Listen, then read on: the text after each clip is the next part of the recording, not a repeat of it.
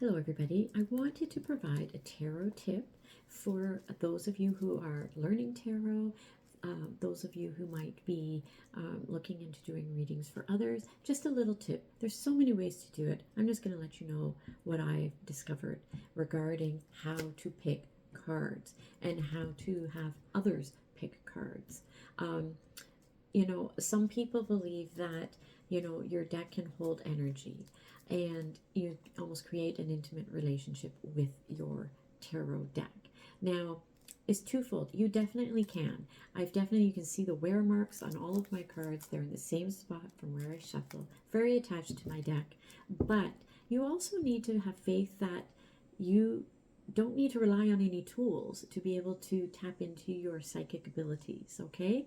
I recently did a fair, realized I forgot my tarot deck, the most important tool I need for my fair, and I did have a backup deck, and I'm just like, okay, and I knew it was going to be fine, and it was fine. So that aside, you don't want to rely on, like, I have to have that crystal with me, or I have to have this with me, or have that with me. The tool is you. That's the most important thing. The next thing,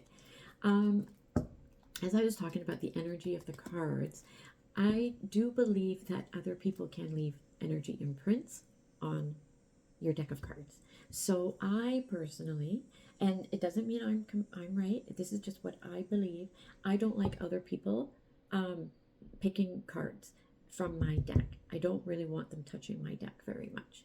So some people like to spread them out and have people pull a card here and pull a card there. I don't do that. What I do, though, because I do want the person I'm reading for to have their say, if you will, in picking the cards, but without touching my deck. So what I do is we figure out what area they want to focus on. When I'm shuffling, I'm thinking about that question. I'm thinking about, or if it's a general question, and I'm like, what do they need to know for their highest of all good? What do they need to know?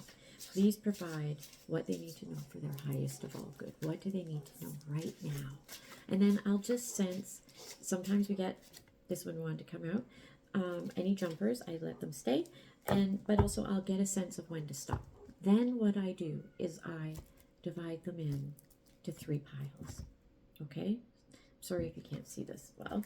I put them into 3 piles, just randomly. Don't overthink things. Just follow your instincts.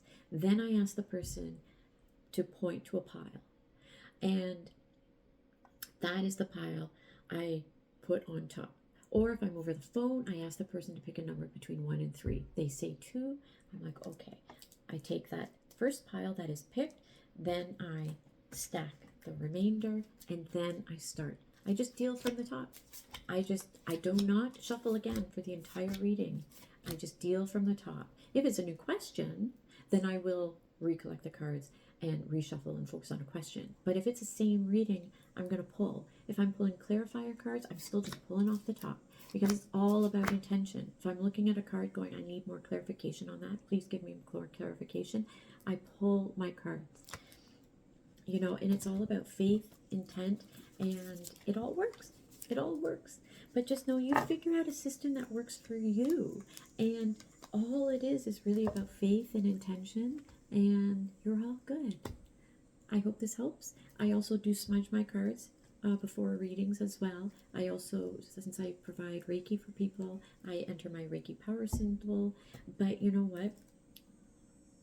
If you have that full intention that your cards are clean, your cards are clear, you're all good. Some people knock them 3 times on it. With a strong intent, you are good to go. There is no right or wrong way.